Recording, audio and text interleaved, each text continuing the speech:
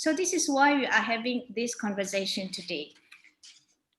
Now with me today are the panelists, Encik Ahmad Fakhri Hamzah from Cool Mom Super Dad Consultancy. And we have a special guest today, Dr. Nurul Khairuddin, who is an experienced obstetrician and gynecologist. Welcome, Encik Ahmad Fakhri, as well as Dr. Nurul. Thank you so much for joining us today. Thank you. Now, I would like to begin with Encik Ahmad Fakhri. Are you ready, Encik Ahmad? Yes. My first question, can you tell us about your experience as a first-time father? Was it love at first sight? Did the sight of the baby shock you? And what would you wish that you had known before you become a father? Over to you, Encik Ahmad. Yeah. Thank you very much for organizing this session, and which I think it's rarely being done because it has always been the focus to the mother, and rightly so. But having said that, it's such an important area that I realized when I became a father 36 years ago. I realized that many men like me have very little clue about what is it you need to do and how you are going to perform your duty as a father. I mean, I am an engineer by background. It took me 4 years to equip myself with that knowledge as an engineer. And the minute that my wife delivered a baby, my status was elevated to become a father. And very little knowledge or information that I have made clear to myself. So when I had my first son, and that was very funny because I really wanted to be together with my wife at the labor room. And because as you know that you don't know when the baby will be coming, because it will take sometime a long time for finally the baby arrive. The nurse suggested to me, go back home and we will call you. And in those days there is no handphone, so instead of thinking going back will be a longer ride, I decided to wait in the car. And when the baby was about to be delivered and they called me at home, obviously I was fast asleep in the car throughout the morning. And I wasn't there to greet my first son into the world. So which I, at the later stage, for the rest of the children, where it prevails, I managed to be with my wife. And when I saw the baby, such a tiny little creature, and it dawned upon you that there are obviously a new responsibility. It didn't hit you immediately. But if I were to say that what would be my regret is I did not fully prepare myself as a father. And I feel that preparation of being a father doesn't start when you get a baby. It starts even before you get married. Because the choice of your wife is going to be part and parcel of the problem and solution of you raising this child.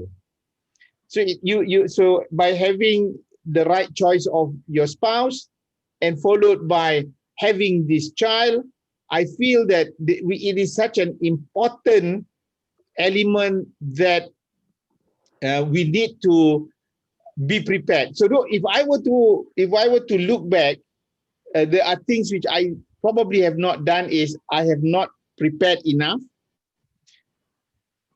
Wasn't as well. I was trying to be as participative in terms of being part of the events and social custom sometimes push you away, and which I think it is not right. You must be present. So be prepared and be present. I will detail out more on what are the rest as we go along. I think the other thing is, be proactive. So although you may be prepared, although you may be present, you need to think ahead on as things happen. Whatever you prepared, it may not work then. And I think persevere is a very important element because you make mistakes, you fumble, you mumble. Hopefully you don't crumble. And the last thing is be patient. So I knew that these are some of those things looking back after getting 6 children, 5 boys and 1 girl. The areas that I want to focus now and to let everyone be aware is on a dimension which is 5 areas, and we'll touch the detail as we go along. 5 areas. Number 1 is intellectual. Number 2 is physical. Number 3 is spiritual. Number 4, although I don't see number 4 as too low, there is the emotional aspect, because that's more post-delivery. And number 5 is the social element. And I think these are the new dimension. And again, after more than 36 years, I would imagine things has been changing. And I sincerely believe that we just cannot practice what our parents has been doing in the past. Things have changed, and I think the present fathers needs to be more participative, involved, and clearly leading the family. So I think that's the gist I wanted to highlight for the time being, and so that we would be able to, I want some really interesting insight from those who have yet to be fathers, going to are fathers at the moment, and probably in my case, I am also a grandfather, and I could see how things have evolved in the way things are, so that then you do not repeat the same mistakes. I'm going to give you some checklists. I'm going to give you some do's and don'ts, and in some of those areas, we're going to see something interesting to share in the lights of how do you deal with mother-in-law. Because are you ready to not compete, rather collaborate with your mother-in-law, because this is a co-sharing project that you have with your spouse. Then over to you then, moderator. Thank you, Encik Ahmad. I suppose becoming a father means that you have to be in the right frame of mind, expect the unexpected. Now, my next question is to Dr. Nurul, who is very, very experienced with babies, as well as mothers who give birth to babies, because she is an obstetrician and gynecologist. And perhaps along the way, she can help us understand the issues as well as what has been her experience. Dr. Nurul, we know that birth can be very traumatic to the mother. So what can the father do to help? Thank you for letting me to be in this session with all of you here. This is an important topic, I think, because now we are welcoming our pandemic baby post MCO. We had initially when we had our Facebook, when we first had a quarantine or MCO back in March and April, we had some posted it as a joke in Facebook or then circulated in the WhatsApp after the quarantine. And this is actually the timing that I am dealing with the impact of the MCO baby's arrival. So I've not been sleeping well. I might have deliveries in the middle of the night. They'll come because it's a very simple mathematics. You get 3 and 4 plus 9. So you got it, the peak of April plus 9 months. It is now. Then okay. So basically, the preparation for the father doesn't start in the labor room. It should actually start way before the baby is being born. And as the time goes by, once you know that you get pregnant, once the husband, I would encourage the husband to accompany the wife for their checkup. And well, this actually depends on where you are undergoing your checkup, because in the government hospital, I was previously in the government setting, we had not much enough space. We had congested space sometimes. Maybe that is the part that the parent, the father might felt not invited, because doctors tend to keep the session short because they have so many patients. But as I come into the private sector, I can see more and more father actually being involved in and the care from the antenatal period. So basically, they come along, they hear the fetal heart, and do a scan. And then in my clinic, sometimes they enjoy looking at their baby's face, doing self-B scan. Maybe sometimes baby is yawning, peeing even. So the father enjoy the session. So they get involved from the beginning, and the father and the mother, they both knows the development of the baby, going through experience every trimester. And for the dad, okay, for the dad, this is the chart. One for the ladies, for the mother, usually we always like liken it to how big is my baby with the fruits. When the term size is a watermelon, then when it's 7 months, okay. For the dad, okay, I think this is more familiar to you. All right. So you see, when the week 37 term is large rugby ball, compared to week 3 and 4, it was very very tiny, and week 5 chili flakes. Okay. So if you can't get to all the session to be with the wife during the antenatal clinic session, at least you don't miss these 3 checkpoints: the dating scan, and this is the time that we are going to get the full history, first trimester screening to look at the baby's abnormality, and the second trimester, we also had a detailed scan. This is where I usually will have our session around 22, 24 weeks. The father and the mother will be there, and the parents will be there, and we will look into each of the segments in the babies, from the brain to every single toes. We are going to count, and all the possible abnormality being detected. So, and the third trimester, after towards the end, usually if you cannot count for each of the session, at least you come from, you'll be present at the day of the planning for delivery.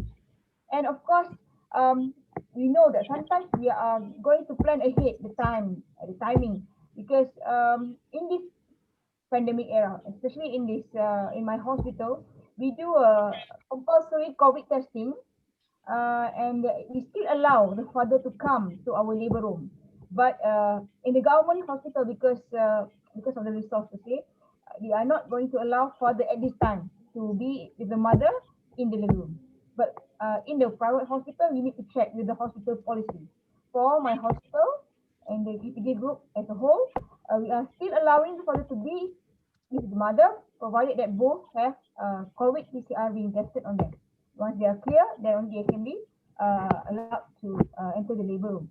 And because of this COVID testing timing and all that, we have to actually somehow plan our delivery, because we are going to make the test near to the delivery, and somehow I will also counsel my patients that the best statistic shows that the least complication to mother and baby is by 39 weeks delivery. So if they wish to wait further, waiting for spontaneous delivery, sometimes I have done the swab earlier on. They might need to choose either induction or need to repeat the swab. Okay. So and once you know the date, once you know the planning, a week, at least a week prior, you should have ensure that you are in good health, because we don't want a sleeping partner inside the labor room. It's going to be a traumatic event, yes, and at this time the father also need to have very equip themselves with all these preparation checklist, how to prepare for the day. So I'm not going to go into detail, but this is a gist of what you are actually I suggested for you to prepare for. What is induction of labor, how scissors being done, and how the pain be managed. And of course, you are going. I really encourage fathers who are actively participate during the process. And for usually in our hospital, we have a certification, baby friendly hospital initiative. We are going to do skin to mother, but this is extra. My patient actually asked me, the husband asked me, can I do skin to my baby? So then I said yes, I will come in and I allow them to do skin to skin with the father. Usually this is being done for the mother in all hospitals being certified as a baby friendly hospital. And we are still allowing entry to our cesarean section. If there's no complication with the anesthesia, we can do half anesthesia, regional, and we allow them to enter. For this one, this is what you see your father is speaking to. Okay. All right. I think that's the first part of the preparation part. Okay. Right. I really like the photo that Dr. Nurul shared just now, especially about the father, skin to skin touch, because we all know how it is. Like for those of us who have had our first babies, or even if you have yet to have a baby, you know how fragile a baby is. So I think this is kind of like reassurance for the fathers that it's okay for them to hold the baby. Now, Encik Ahmad, I would like to ask you, do you think culture has a lot to do with how fathers behave and think when it comes to this issue? Well, absolutely. We cannot separate not only culture, but some of the nuances and practices that we normally have. Both, even religion came very strong. But before I touch on that, and let me just link up with what Dr. Nurul mentioned, which I think she has even gone beyond labor room now. And that's, I think, just to give the fathers some good idea. But from a perspective of me as a father, and I'm sending in the chat what I mentioned earlier about the 5 dimensions. Before you enter the labor room, and then during the need for you to be present at the labor room, and then for completion of the labor room, what do you do next then?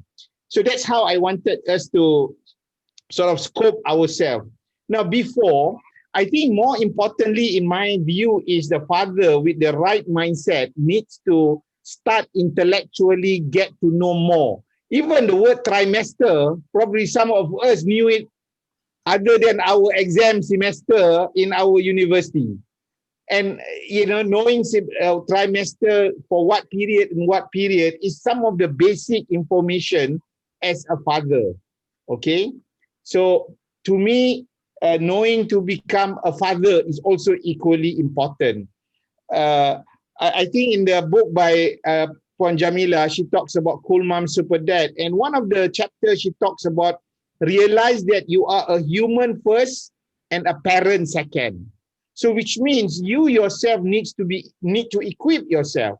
And fathers, you need to really prepare either through reading books, listening to some of the good lectures. There was a good lecture by Nu'man Ali Khan on Tafsir of Surah Yusuf, part 2, when he talks about the 2 different parents, which is the father of Yaqub with Yusuf and then the mother of Musa.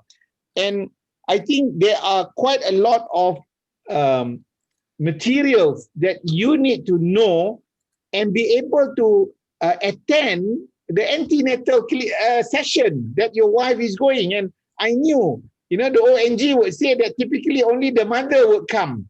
And I know in other countries, it's something that is a common practice. The breathing techniques, knowing what to do in the labor room. These are all something that you could do to equip yourself intellectually. And you know that it comes with responsibility. And as I said, the Quran very clearly say, Ku anfusakum. So it talks about you first, protect yourself, and then wa ahlikum. And knowing that the child that you're going to receive has 1/3 investment of your of what are you going to bring in the day of judgment. So I think this is a new chapter of your life. So I want to move a little bit now only on the physical when I touch the remaining. Now in physical, it's not about just being healthy, but I think before your wife enters the delivery and you start to handle the children, that is one of the precious wealth that you need to maintain, is being healthy. You are required to make sure that you are there. So as a father, I have never known about what the concept called grab bag, which I knew only when my grandchildren were going to be born. And grab bag is essentially all the bags ready to go when the mother says, bring me to the hospital with all the books, with all the papers, documentations, and all the things that it is required, because you may not have time.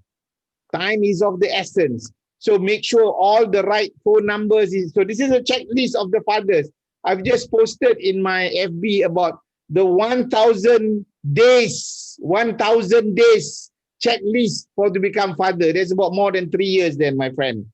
So all the Waze number, all the Grab phone number in case the car cannot start. And so these are some of the preparatory work that you need to do.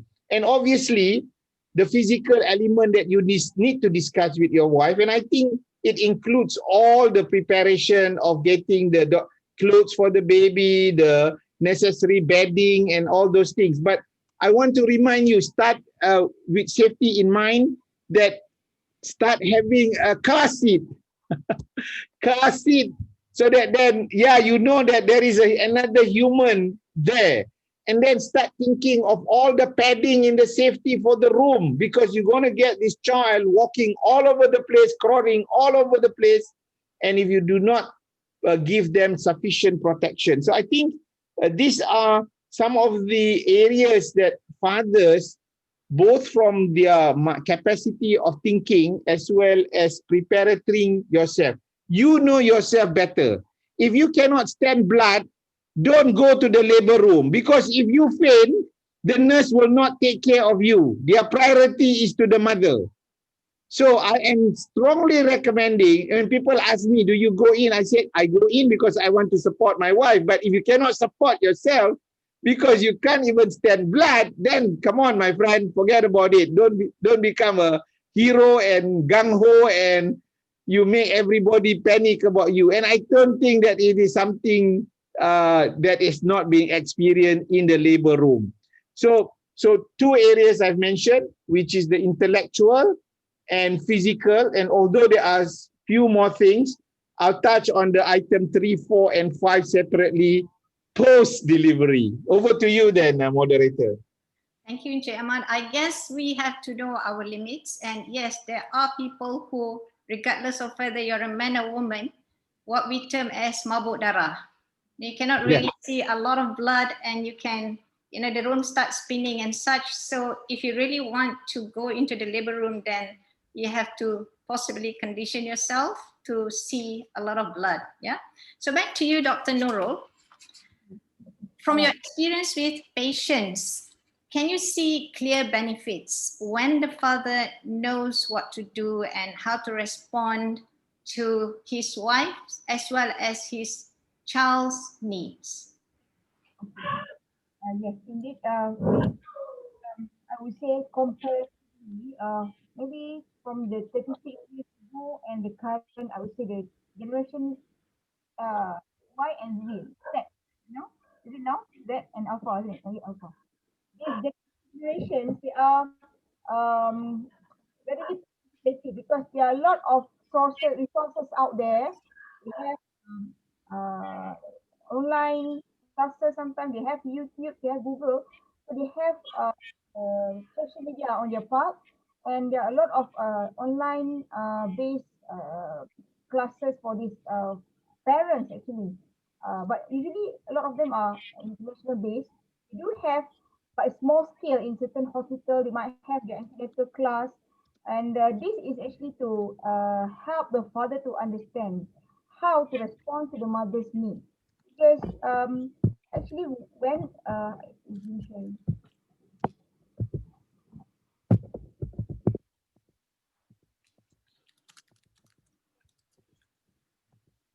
because the mother sometimes they feel like they are all in this alone, whereby actually the father does not never meant to be to leave her alone. And you always see in our previous drama or film last time, the father traditionally they wait outside until the baby comes out, and then the birth attendant come and say, "Oh, you got boy, oh, you got girl." So that was many years ago, and now, although like just now we said that the father being fainted in the labor room or OT, for seeing blood, actually we do have our screen so that the father won't see the blood. Okay. Well, actually, the mood of the father actually sometimes the mother they don't want to say it out, but actually from the study they say that 70% of mom say that their partner support is extremely important when it comes to overall confidence as a new mom and overall well-being as a nursing mother. And they want the husband to be there emotionally, but then sometimes they don't just it doesn't come out from their mouth. It just stay inside the chest. It doesn't be it doesn't goes into the throat at all.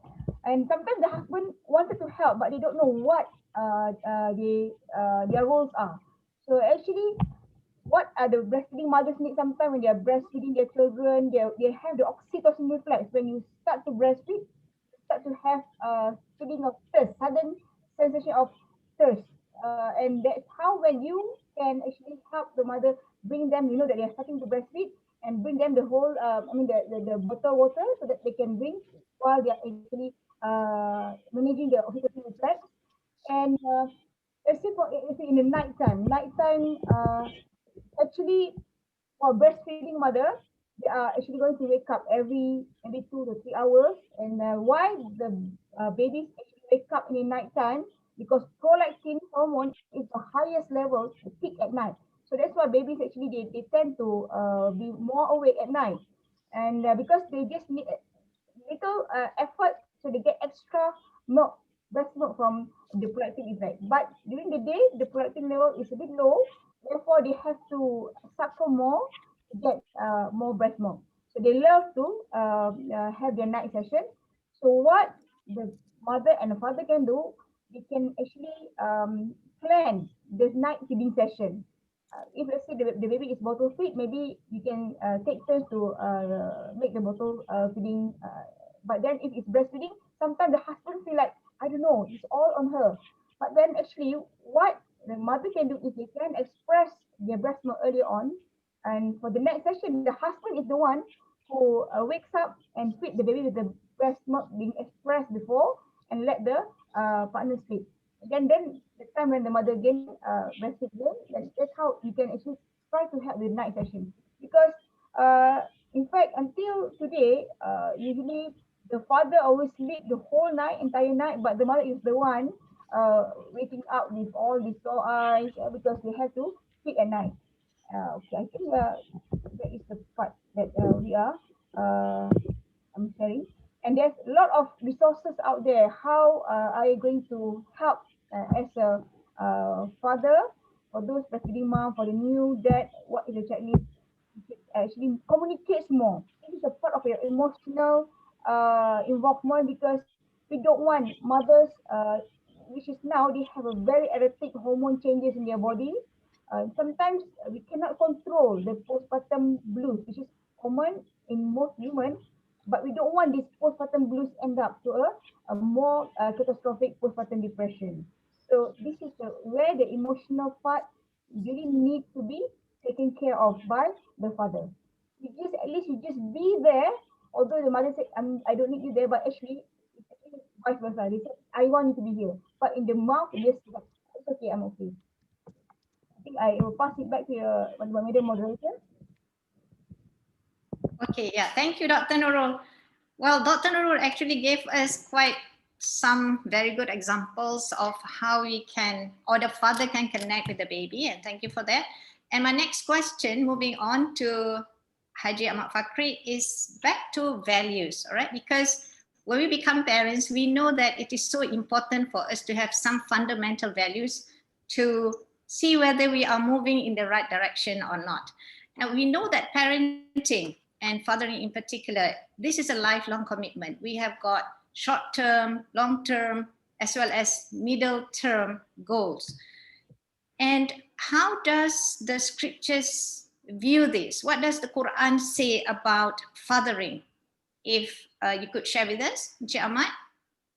Yeah, I think there is always a lot of both the religious rituals as well as values and principle connecting to getting new babies, because this is a continuation of the progeny, the continuation of civilization, continuation of humanity and mankind. And therefore, you just cannot think that you need guidance, you need reference, just like an engineer, doctors, they have to look at the manuals and reference guide.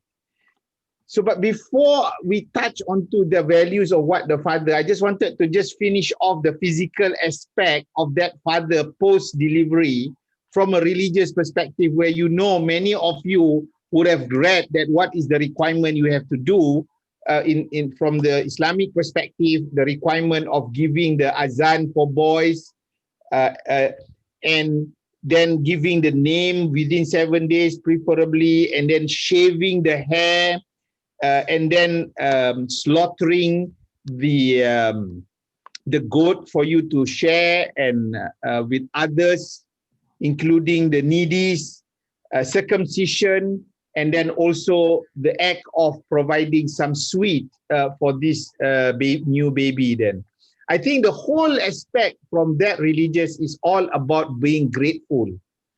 That was the reminder from the Almighty Creator to a man in the Quran of Luqman.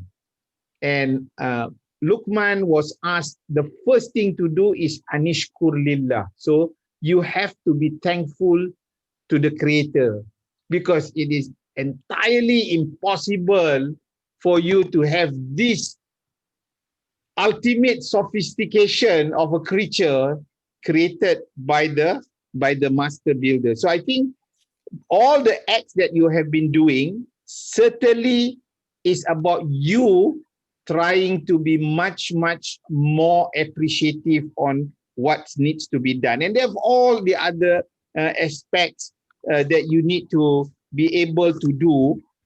And from the scripture and the Quranic perspective, it's such an important role that the father behave proactively now that there is a new family member in the house. So it's no longer you and your spouse, now you have someone that you need to raise. And you need to know that this is not just giving food, changing the diapers, and also providing what the baby wants, but it's beyond that. It's also about slowly now equipping yourself with what value you want to equip this child. What are some of the character building that you and your spouse would be doing that? So therefore, so you now have two things in front of you as a father. You have the mother who has yet to recuperate, and now you got a baby. And you are probably the only one which is the healthiest in the family. The mother has drained not only her energy, but probably also the hormones and the things. So therefore, she lacks what I call certain elements to stabilize her emotion. So one of your role as father, and this is certainly highlighted by the Prophet to say that the good amongst you is those who are good with their family, okay, with their spouse. So supporting the next element, which is I've mentioned earlier, is the emotional aspect of the wife.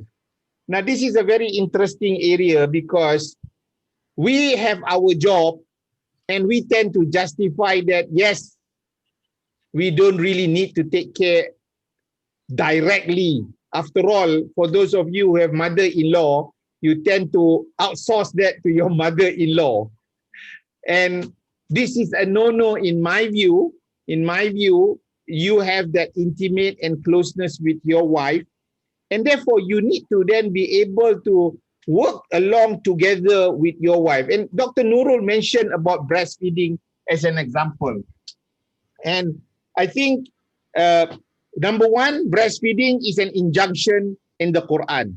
So you want your baby to have the best nutrients, which has been equipped by the creator. So can you imagine, you got a product and you are equipped with the sustenance for it then.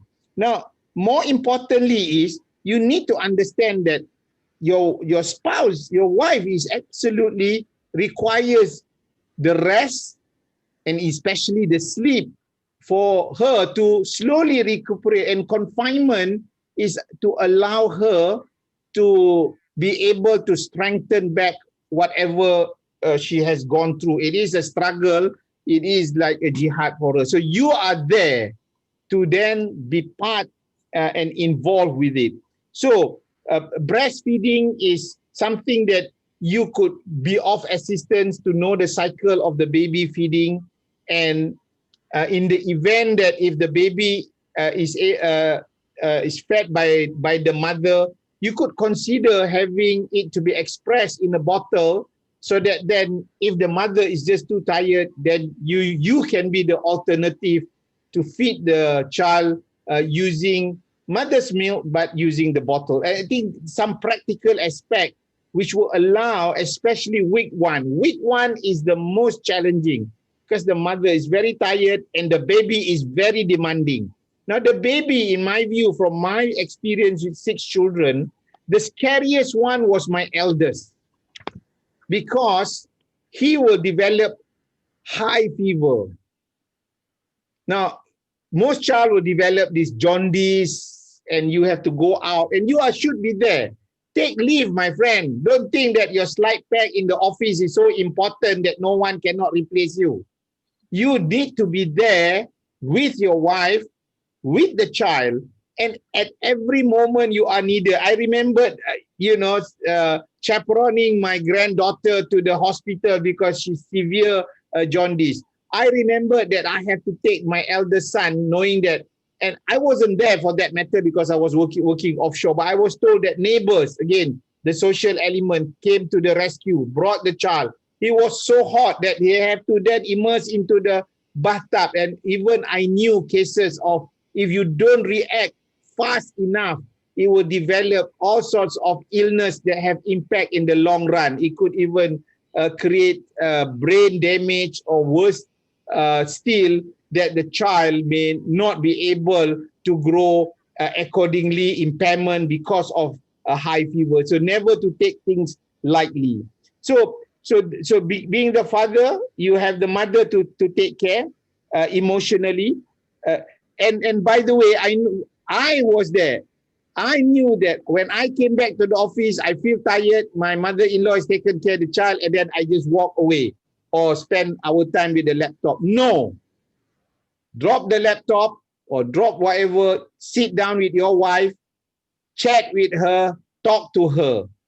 Because at that moment, it is like a lonely world for her. And I think the whole physical of the meal, the giving the bath, if you can, and you saw the father having skin contact with the baby and changing diapers and all those things, those are some very basic minimum that you need to do. But you are actually preparing yourself to get connected with this child. That is the very early stage of you being present as the father.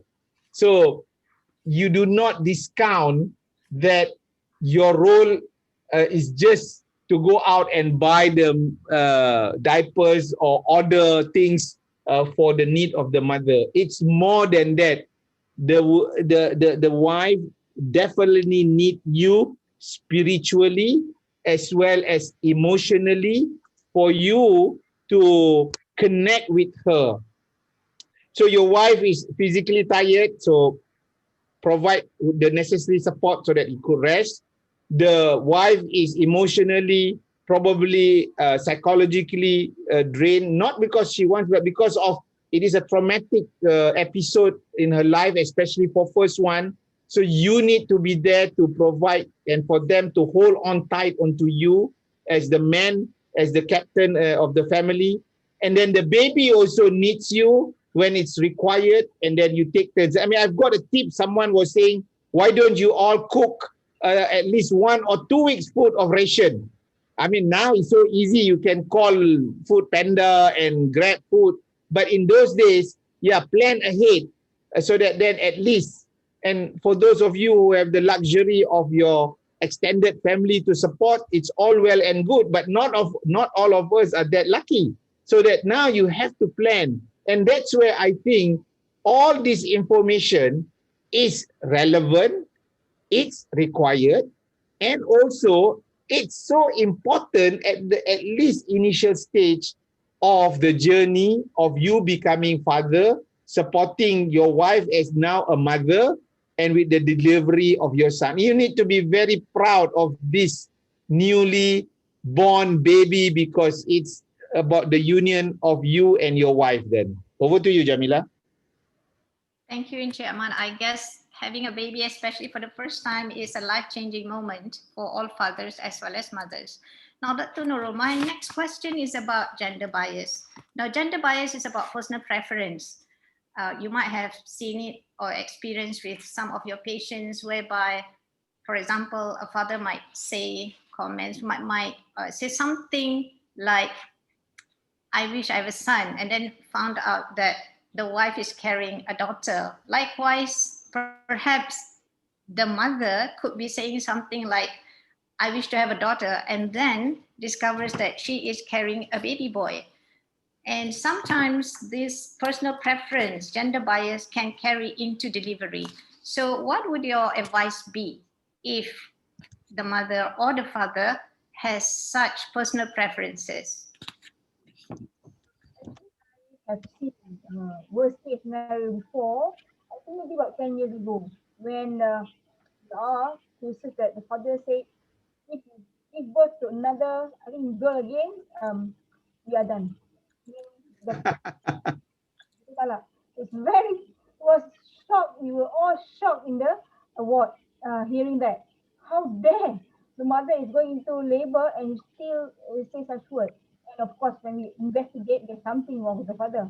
Okay, I mean, all that there are all of records, a lot of other things actually being ongoing at that time. But as the time goes by, the era of Enola Holmes, if you watch Enola Holmes, we have a better trend of if it's good or bad, we have a trend towards gender equality has taken place now. So I have seen this kind of attitude less. So that they are actually more, I mean, they value, maybe because of Islamic values or any other culture or religion values, they actually say it's okay as long as the baby is healthy. So that is actually on my part. I feel that something to be proud of for the younger generation, because they are more equipped with the I think the social media. They are towards trendy towards the gender equality, and but there are also questions that come from it. This is not a bit off from the labor part. A patient who comes already had a girl, for it's a 3 girls. They were asking about, can I do IVF and select gender from the IVF? Of course you can, because you just need to pay and then you select the embryo. You just diagnose that is a boy or girl, and only the boy being selected and put inside the womb. So I said that it is not in line with, it's unethical, and it is not in line with our Islamic values. So I always say that we cannot do that. And as Muslim, it is not, it is haram. And as for non-Muslim, I would say that it's unethical. Okay, and actually, the more that I'm seeing is with the advancements of our scan machine nowadays, we are having more cases of baby being detected to be abnormal because of increase in detection in during our detailed scan. Just now that I mentioned, detailed scan or anomaly scan, it is being done, performed around 22, 24 weeks. This is to look for any gross abnormalities of the babies. Sometimes baby might have some syndrome, certain syndromes that can be detected from the detailed scan. And this is the challenge nowadays, how to tackle the mother and the father emotion, the feeling, the psychological aspect of actually they are now knowing that they might carry an abnormal baby. And well, sometimes I do feel, I can see the frustration in them when we diagnose them that the baby is possibly having some syndrome.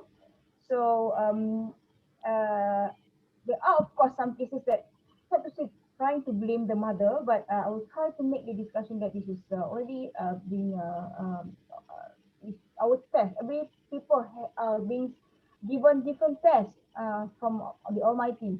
So this could be the reason that that you can have a straight path to Jannah. Because with your sabar, with your, this is the test that you sabar with, you can have a direct VIP entrance to Jannah.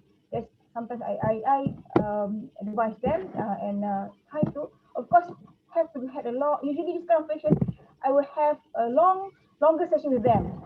They will take long time. I'll give them time to for them to pour their heart, whatever the mother, the father. So I will listen to them. I'll try to be a good listener, and I really encourage the father to give full support to the mother, because they are the one who carries the baby inside, and they are the one who's going to go to trauma of labor and know that the baby is not doing so well. Okay, and I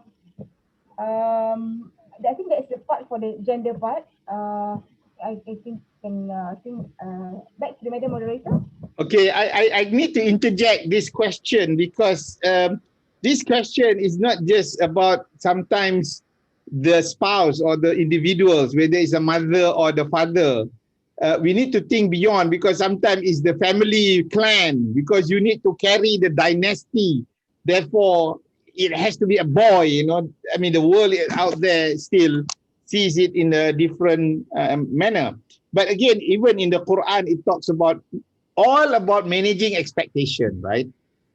I mean, in the story of the mother of Prophet Isa alayhi salam, she wanted a boy so that she would then be able to let the child be doing his deeds in the mosque. But then instead of getting sorry, not mother of Prophet Isa, is the mother of Maryam, basically wanted a boy, but then ended up getting a girl. And in some cases, people make prayer and make dua to supplicate, and they got what they desired. Prophet Zakaria, for instance, managed to get his son. So I think, number one, we need to understand that getting a child is like getting a gift. How could you dictate the sender or the giver what the gift should be?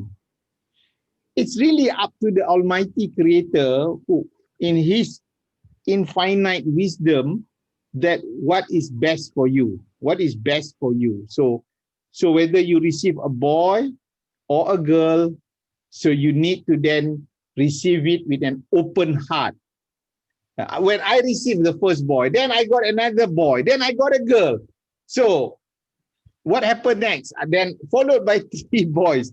And I knew that some people who had 3 girls, and yeah, they still do their level best. So at the end of the day, you are not really in control of the gender, and therefore receiving the baby is already an act of thanksgiving and being grateful. Imagine there are other people who have been married for many, many years. They don't have even any child. They're childless. They may have tried with IVF and all sorts of medical approaches, but still they fail and they're not able to do so. So it is certainly beyond us. I mean, this is not an automatic vending machine or ATM machine where you put your card and, you know, money will pop out and things will pop out. No, you can't. It is not as simple as it is. It has its own reason. And for those of you who may not have the child, maybe you are needed to help your parents or required for some other noble deeds. So I think you need to think at perspective. Now, I wanted to finish off my 5 dimension, because I spoke just now about the intellectual, equipping yourself. I mentioned about the physical aspect, all the grab bag and all the stuff that you need to prepare. I talk about the spiritual a requirement that you need to do. And on the spiritual, the issue was sometimes people ask about circumcision, and I did it compared to my earlier children. It was much more later of their years, but for my youngest, I did it earlier, the second day. So those are some of the probably discussion that you need to equip. I talk about the emotional aspect, which I think it's super duper paramount and important. But I also wanted to touch my fifth dimension, which is social. And this is where I think all of us needs to be mindful that now that you're becoming a father and a mother, you need to change your lifestyle. Men, no more midnight at the mama shop watching the football games. Those were the days that you did it when you were bachelors. Now you are more needed there. You are not needed to kick the ball. There are other people. You are required to be together with your wife to support her and then raise this child. So, and then the issue of how do you deal with your in-laws, especially both the mother, be helpful. And obviously they know more about how to provide the necessary nourishment and assistance to the mother. But when you are there, they need sometimes certain decision that requires your support. So do not let go. Do not just let go just because your mother-in-law is there, because you need to be there. Now, I think with this COVID time, and even without COVID, I think when you have a new child, of course, you would like people to come over and visit. I've been reminded by medical fraternity colleagues that that's the vulnerability of the child. So maybe minimize visitation. Maybe you want to consider Zoom just to say to your closest friend, hello, thank you for all your good well wishes, and just a quick 10 minutes and then at least cheer up the wife. So at the social level, you now begin to be more behaving like a father. You are more conscious about safety. You are more conscious about security. You are more conscious about the well-being of the family. It used to be you're concerned about yourself and you just go and cook that noodles 2 minutes, but it's no longer cooking noodles now. Your family needs to have the right food. So I think with all the 5 elements and equipped with all the medical insight that Dr. Nurul have shared, then I hope that fathers especially certainly would feel now they have much better. I don't think this 1.5 hour will help you to become super dad or great fathers or parents for that matter. But I hope that, it will open you up and enlighten you in terms of being good parents then. Okay, so any other issues that Puan Jamilah, or should we go to the question and answer? Yeah, I have a question for Dr. Nurul. Can you please share with us some common medical conditions that caring mother and expectant mother may experience, like antepartum depression or postpartum depression? Some quarters say that antepartum depression is not really something that is commonly known. Go ahead, Dr. Nurul. Okay, going to begin the discussion into a little bit about postpartum depression and antepartum depression. Actually, a lot of 80% will suffer from baby blues, which is actually a part of a normal fluctuation of hormone because of the post-delivery hormonal effects. And the 15% of women will suffer postpartum depression, and actually 8% of the father actually suffers depression. Okay. And this is to explain why the mother would have a very erratic hormone control, because all the placenta hormones which previously supplied the women with progesterone, estrogen, all are suddenly dropped after the placenta being delivered, because all these are produced by the placenta. This is the key factor in causing the women to have to fit into a blues, maternal blues. And if this is not catered properly, it evolves into a postpartum depression. So there are three psychological impact to the mothers. Postpartum, usually like 80%, some quoted 50 to 75% in new parents, not only mother, new parents in the first 2 weeks postpartum. They can have mood swings and then emotional, blunting, reactivity, but usually it stops. And this is not a psychiatric disorder. This is just because of the hormonal changes just now. And for postpartum depression, actually it can last longer, up to first year postpartum in 10 to 13% of the new parents. And they have excessive guilt feeling, I'm not doing good, feeling depressed mood. Sometimes they might have even suicidal ideation. They cannot sleep at night. And the runs the moderate to severe and prolonged course. And of course, a little part of a postpartum psychosis, which affects the new parents in the first 3 months postpartum. This is actually a obstetric psychiatric emergency. They need a emergency hospitalization because they can do harm to the baby. And this is again a hormonal effect. So the father, you need to be aware of changes in the mother because this could be a sign, a red flag that they might have turning or evolving from postpartum blues, maternal blues into a postnatal depression. Okay, so other than that, apart from the postpartum depression,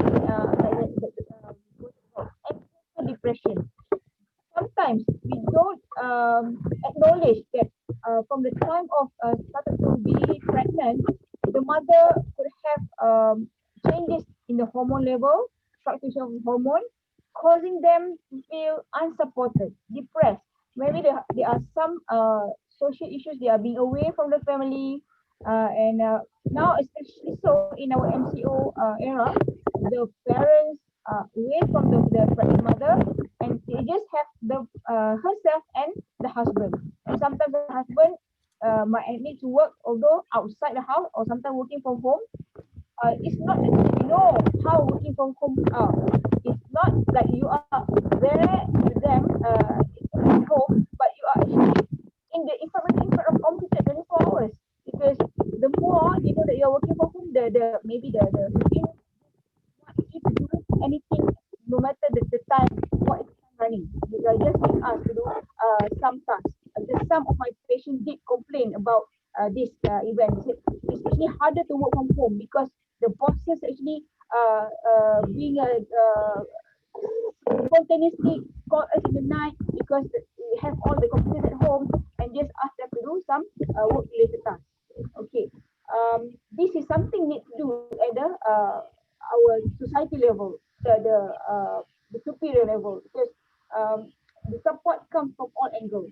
Okay, and for other antenatal or postnatal complications that might affect the new mothers, nowadays, last time it was postpartum hemorrhage, the bleeding after delivery. But now it's become less because of our increase in our detection and our increase in the medical ways of tackling postpartum hemorrhage. But for last time, it has been among the major cause of maternal death, the leading cause of death in the laboring mother. Now, the recent advance is actually more towards medical issue, death from indirect cause, which is the mother might have some heart problem, maybe undiagnosed, or sometimes because of the heart or cardiac condition from the adolescent being taken aware by the cardiologist. They are now able to survive into the adult life, the productive life. They start to get pregnant, and they are previous survivor of a heart open heart surgery, for example, and they get pregnant. And this is the among the increasing causes of maternal death, actually, the indirect cause. And now that we are doing better in terms of rather than bleeding, the coagulation. If we have heard before, those mother who went for cesarean section, they are being given with injection to make the blood thinness, the blood in it helps to prevent the blood clot in the legs travel out to the lungs and actually causing obstruction to the blood vessel supply in the lung. This is called venous thromboembolism. So why does this happen? Because I would say that maybe increasing in the our cesarean section rate. Therefore, all cesarean section mothers, they have more injuries, trauma of birth. So the blood is being made by God in such a way that your body are more prone to clot. Coagulating profile is higher in the postpartum or post-delivery period, because this is actually got ways to prevent you from bleeding.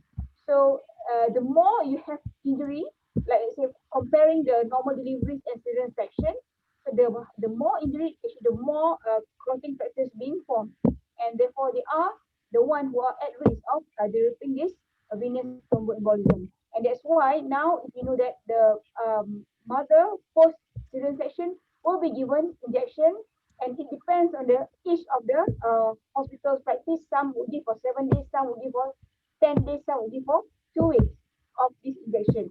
And sometimes, of course, the nurses do teach the mother how to inject themselves, but of course, some mothers are not ready to inject themselves at home, because we actually let them stay until day 3.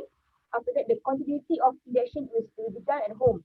So sometimes we need to teach the father how to use the injection. We do have a few preparations. One is a simple one, another one is a complex one when you have to draw the medication. That is where we have to we have to teach the father or the mother properly how to inject themselves post delivery if they need to do so. I think that is some part from the latest development of the relationship of medical issues in the laboring mother. So I give it back to our Madam Moderator. Yeah, I think I also wanted to give what can father do in terms of supporting. I already mentioned a lot of it just now, all the helping hands, but there is one term that or the idea that has been introduced, which I didn't do it personally. It's over already, but I do it more often now since we have more free time. Now, when you got married, you have the moment called having honeymoon. Am I right? You all agreed that when you are newly married, you have honeymoon. Now, when you have baby, I am suggesting that you have baby moon. Now, what does baby moon means is that during the post confinement or post pantang period, you then, with all the opportunity that you have, spend time together with your spouse. Then the baby can be taken care on a very brief moment with their grandparents, either from your side or from your wife, your in-law side. And what is this? Is all about cheering and connecting and avoiding this potential depression, because we just cannot take it for granted that the woman is trying to build back both physical, psychological, physiological, and having you there being proactive. So I like this term called this baby moon, because it's so easily understandable with honeymoon, because then you don't have to go out. If you don't want to, you can just do it inside the house together, but then the baby is taken care by someone else for that matter, so that you have your own private, quiet, intimate time together and allow your spouse to chat and talk then. So I think for these new fathers in this era, I strongly recommend that you experience this new concept or this new idea called baby moon, and go over the moon with your spouse, but of course do it in the right and appropriate manner, and you don't just let go the child because you want to be able to help your spouse to really get back on her feet, so that then we will move on to the next phase of your life as the father and mother having this new child then. Okay, let's go with the questionnaire now. Yeah. Encik Ahmad, since you're already at it, there is this question from Encik Muhammad Taufik Roslan. It's becoming how to handle stress as a new father and working from home. If you could share some ideas. How does a new father channel the stress correctly? Working from home and having to deal with a wife who has just delivered as well as a new baby. So, managing stress, in the study that has been made, there are a few ranking of being stressful. Number one in the list, according to that American research, is death of a spouse. But there are other stresses in your life, including moving to new job, getting new boss, transfer to a new department, or moving to a new house, and receiving a child. Because this is something new, something that you probably have not experienced.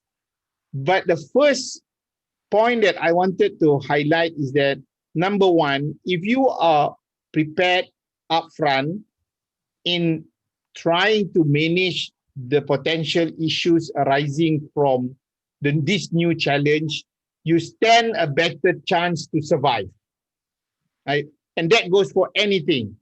Now you may be stressful working from home. Some people are stressful working if they have been transferred to another state or another country.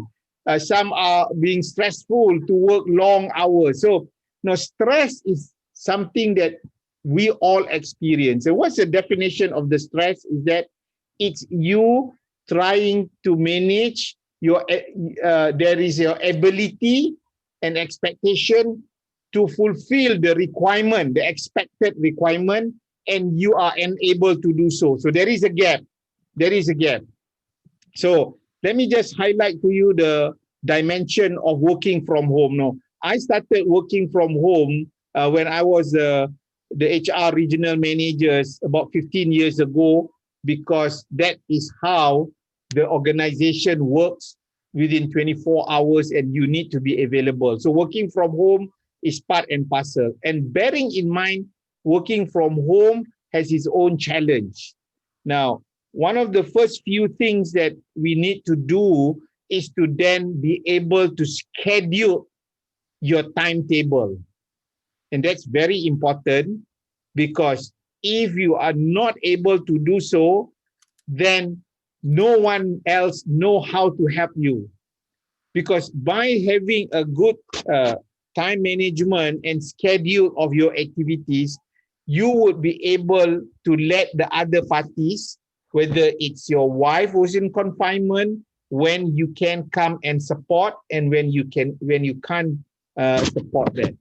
Now, and then the other thing is, during those critical periods, if you need help by having either a part-time maid or some additional support, and I think that initial, at least, confinement period is a critical moment for you to be able to balance your job requirement versus your new role as the father.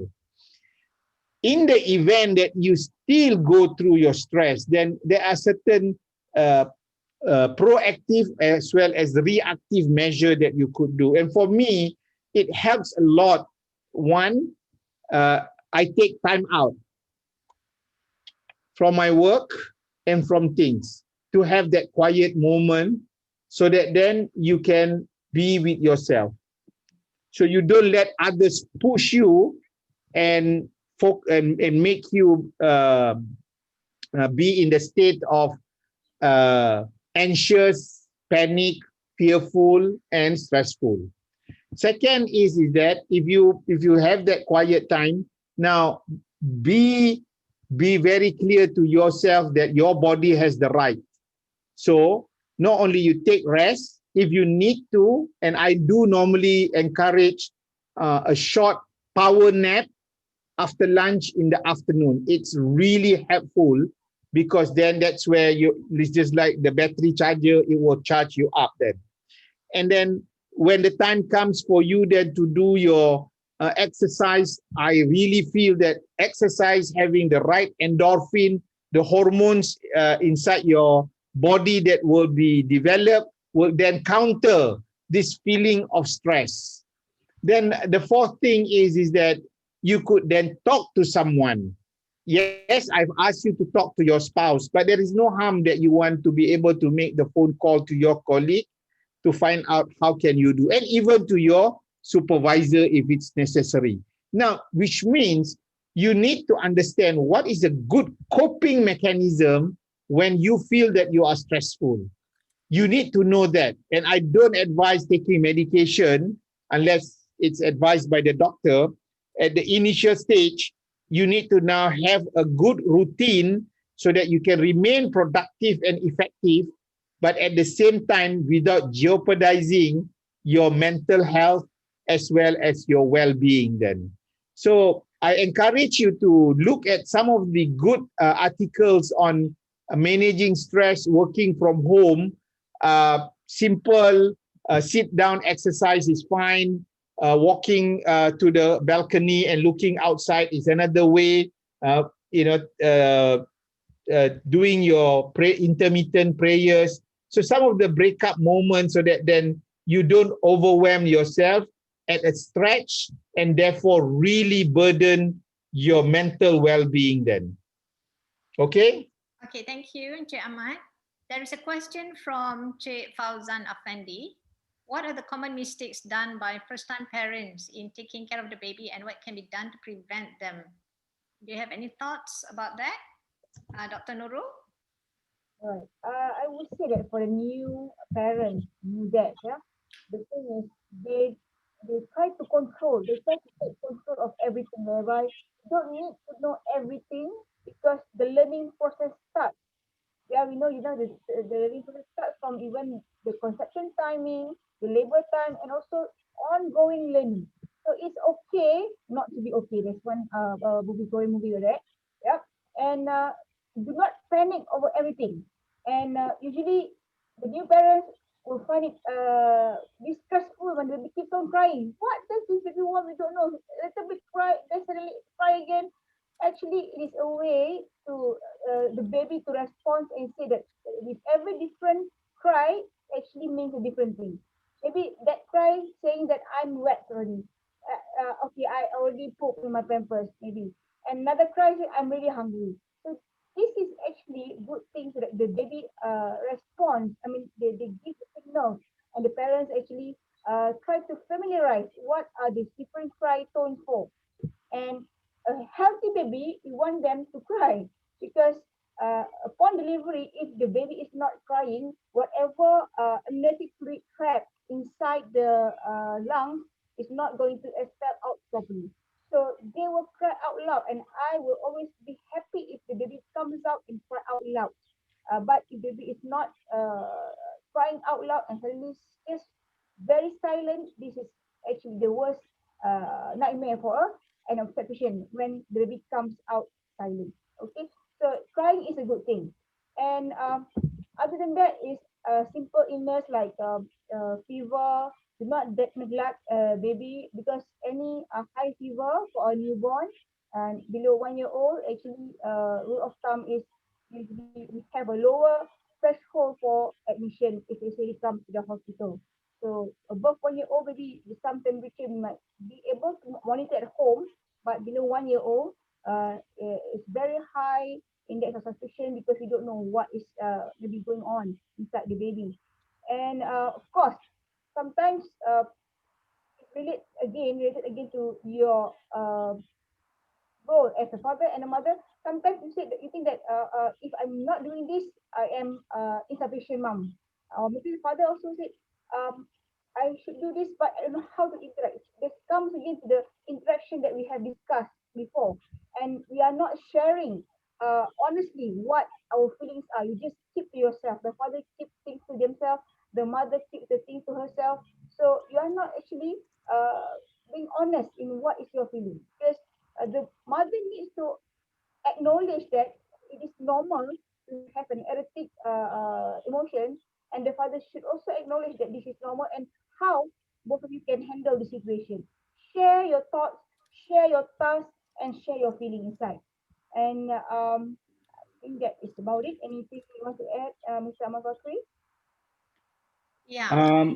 Thank you very much, Dr. Nurul. So I'm thinking if it's okay for both of you, because we still have a bit of time, maybe there might be somebody among the audience who would like to ask any questions verbally. So if you would like to do that, please unmute yourself. If not, then we'll let both panelists to wrap things up. I would like to add on a little bit of another one of new parent mistake. Trusting an unreliable source, especially medically related sources. As we have a lot of Googles out there, and also not only Googles outside. Let's say for jaundice, you can do this. You can put the baby inside the water with, I'm not sure, some special leaf, right? And then actually the baby maybe have allergic to the some leaf. I'm not sure is it bamboo leaf or some. I really cannot remember what is the leaf. And sometimes they even give the baby tebu jantan. Tebu jantan, you call it, the black The black sugar cane. yes, and also they feed the baby with a lot of other things, sengkuang, and all these are not proven, not medically certified ways of fixing things. So do not hear from unreliable source. Get professional advice for any medical related condition. Also, as simple as jaundice. Yeah. Okay, thank you, Dr. Nurul. Is there anyone who would like to ask any questions verbally?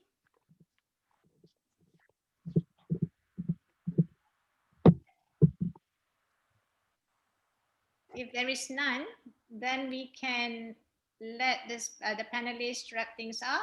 And Encik Ahmad Fakhri, would you like to start?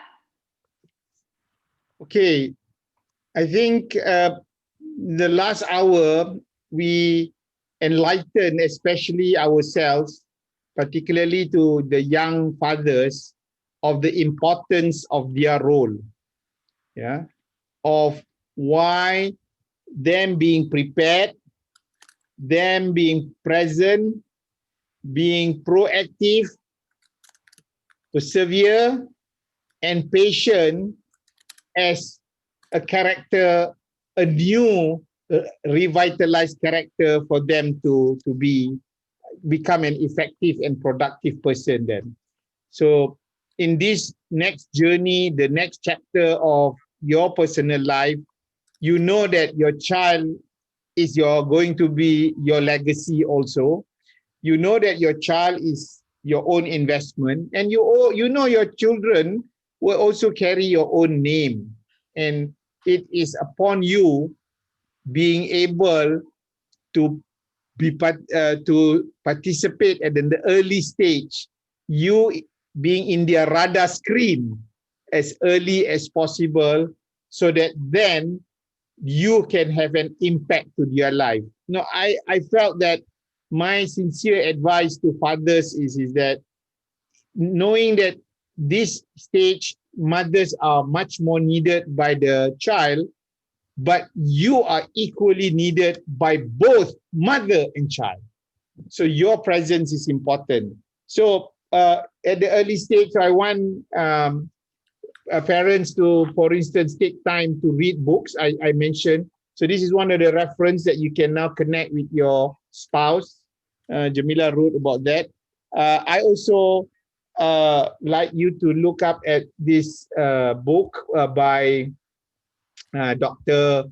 Bashir, and when he talks about parenting skills based on the Quran and Sunnah for various ages, also a good reference. And also this is another good research that has been done called Parent-Child Relationship, where a guide to raising children. So it's a very long, lots of chapters, plenty of resources, looking at the child from the newborn all the way until adolescent, where I sincerely believe that if you have given and put your level best, you knew that you are not in control of everything yourself, your child, but you have put the right effort, you have given your best your best effort to be able to raise this child and also the family in the end to become a fruitful, one that you are proud of, and you are going to feel the pleasing and the heart by your own children, appreciated by your own children. Yeah, the book Parenting Skills is called by Dr. Ikram and also Dr. Reda Bashir. Then Jamilah can just type it in, these parenting skills.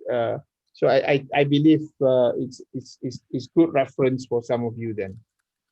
Okay, over to you then, Doc, your own. Okay, I just have 2 points to wrap up.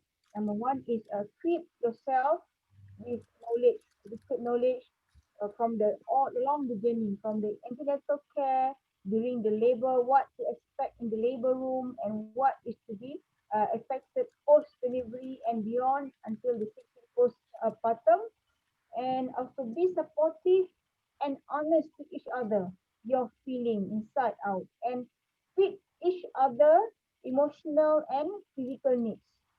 Tend to each other because both of you, the mother and the father, new mother and new father, are having the biggest life-changing event of all. You have another new life comes to you, and this is for you to nurture. And they are also like Mr. Ahmad Fakhri said, your legacy. And I think that's all. I wrap it up. Thank you again to Dr. Nurul as well as Encik Ahmad Fakhri. I feel that there have been some very good sharing, especially, you know, when Dr. Nurul says that it's okay not to go okay, because there's no such thing as being perfect, to be honest. Even me, myself, you know, I have grandchildren, and looking back, sometimes you couldn't have done it any better. You could think that you have learned all there is to learn, but still there will be some things that you overlook, and it's okay. You need to forgive yourself.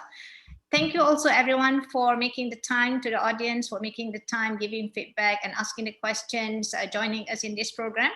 I would like to ask all those who are present to fill up the post survey so that we can improve our programs later on. And with that, thank you again. And if you have any questions, you can always post it up at Cool Mom Super Dad group or Cool Mom Super Dad Facebook page. With that, Assalamualaikum warahmatullahi ta'ala wabarakatuh, and goodbye.